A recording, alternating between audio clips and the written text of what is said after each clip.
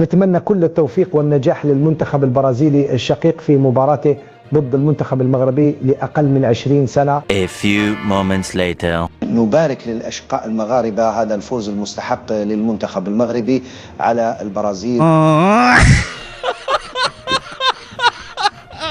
واخواتنا وكل، لكن من الاول كابتن دور انه ما يهموش، قال لك احنا نلعبوا للمغرب وليس للعرب. انا بعت لك مش بعت لي انت كابتن؟ بعت لك انا نسيت ولا نسيت بعت لي؟ قلت الكلام هذايا عم ناول في الكوب دي موند في الحوار على حكايه العروبه مع عروبه. با فما انت ضد العروبه كابتن؟ باش نقول لك حاجه، انا ضد النفاق. ماذا عملت العروبه والعرب مع قضيه فلسطين؟ صفرا. غير واحد نسمع عندها لا ماء لا دواء لا اكل لا كذا، وانت بحذاك 10 كيلومتر ما تضغطش على الصهاينه هذوما باش يدخل شويه ماكله. كان عروبه يا كابتن. وانا قلت على المغرب، قلت المغرب تمثل المغرب وليس العروبه. هاي نعودها سيدي، لا اكثر ولا اقل. وهذا فخر للمغاربه اللي وصلوا دمي فينال، ليس لهم اي سيله بالعروبه، لا اكثر ولا اقل. ايش معناتها عروبه؟ المغرب كي سياسيا عملت اتفاق مع كذا، ما جاوش الناس كل ضدها والجامعه العربيه وكذا بعد 3 شهور مع المغرب. تفهم حاجه انت؟ الراي العام العربي المريض هذايا كان عاونتوا، كان معناها عاونتوا اخوانكم الفلسطينيين مش خير؟ شديه في الكوره والعروبه وعروبه. انا معاه، انا معاه. اذا يكثرش من هكا هذايا رايي ضدي، ونولي انا كافر نولي كذا، ولكن انا كافر يا كابتن. ما دخلناش احنا في الكفر وفي الدين. انا يا كابتن انا تونسي وافتخر ما تونيزيانيتي. لكن كابتن انت تساند الجزائر وتساند المغرب، نعرف تساند مصر في المحافل الدوليه وموريتانيا كل تساندهم. ما عندي ما نساند كابتن، ما تساند حد، ما تشجع ليه؟ ما عندي شو مش نساند. ما تحبش المغرب مثلا تربح المانيا؟ ليه نفرحوا لها تفرح لها كهو، ما عندها ما تساند. هما المغرب اذا ربحت ولا جات يربحوا لرواحهم كابتن. هما شغلهم، هما التطور تاع الكوره هما اللي وصلهم غاديكا. هذايا معناها شغلهم هما مش احنا، مش العروبه هي اللي وصلتهم. ما دخل العروبه، ما دخل العروبه في تألق المغرب. وصلت دمي فينال، ما دخل العروبه.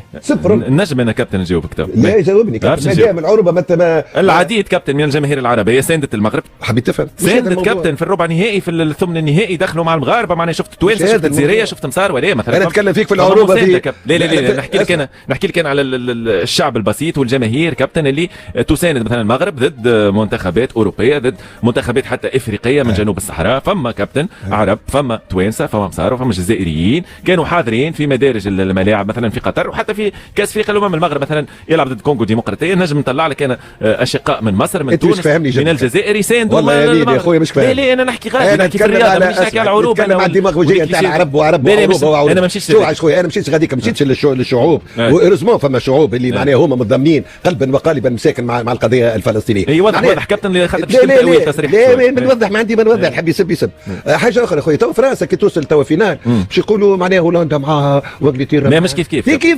الروابط اكثر في العالم العربي. الروابط اكثر، ما فماش روابط يا ناس. ما دام الخيانه العظمى صارت لاخواننا في فلسطين، ليس هناك عروبه وليس هناك عرب، لا اكثر ولا اقل. هو اكثر فريق مرشح باش يهز كوب افريقيا هذا بالجوار اللي عنده، بالافكتيف اللي عنده، بالبوتنسيال نتاع الملاعبيه اللي يلعبوا في لي غران كلوب، بي اس جي، جالات سراي، ما نعرفش انا. معناتها عندهم لاعبيه ما عندكش حتى ما تقولش لي ما عنديش وما عنديش وعندي مشكله في خط الدفاع ولا الوسط والهجوم. عندما ترى المنتخب المغربي لأقل من 20 سنة يفوز على منتخب البرازيل، أقوى منتخب في العالم، تأتيك أفكار لربما تحصل.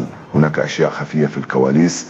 وأول بلد عربي يربح البرازيل.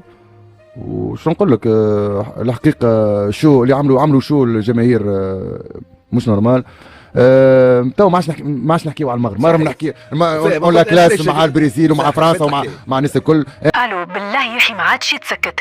انا من صفاقس وحبيت نقول كلمه للاعلام الجزائري اللي كل يوم يطيح من قيمه المغرب ربح البرازيل اقل من 20 سنه 2-1، فوز مستحق قدام العالم كامل، واللاعبين داروا عرض كبير. اما انتوما يا اعلام الجزائر بدل ما تباركوا وتصفقوا الاشقاء تقعدوا تشككوا وتلوحوا تهم باطله. يا اخي عيب، ما كمش تتفرجوا نفس المقابله اللي شافها العالم. المغرب لعب بالرجوله وبالكبير، وما كانش لا رشوه لا كوسه لا والو. احنا توانسه نحبوا الحق والحق يتقال. المغرب ولا قوه كرويه في افريقيا ويستاهل كل احترام. انتوما يا اعلام الجزائر لازم تفهموا حاجه، بالكذب والغيره ما توصلوش، بل بالعكس تضحكوا عليكم الناس.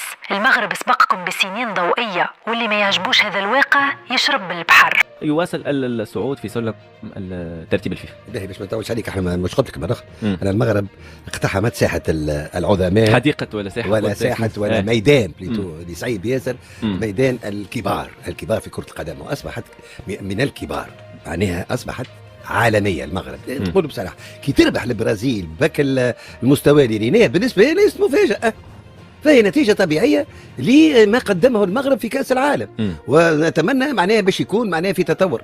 أنا وش نقول هنيئا للمغرب الشقيق.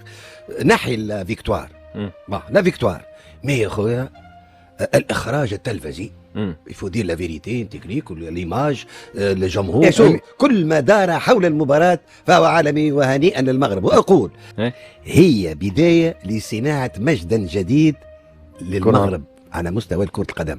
هذه الملحمة ستكون هي البداية لصناعة مجد جلوار ناسيونال بور الماروك. هنيئا لكم. امين. المغرب مبروك عليه. ولا تشوف ركراكي غدوه وان شاء الله يروحوا يديو ايوا حتى لا كوب دافريك ولا لا كوب دي موند كاع يديوها. علاش حنا نربحوا العداوه مع هاد الناس؟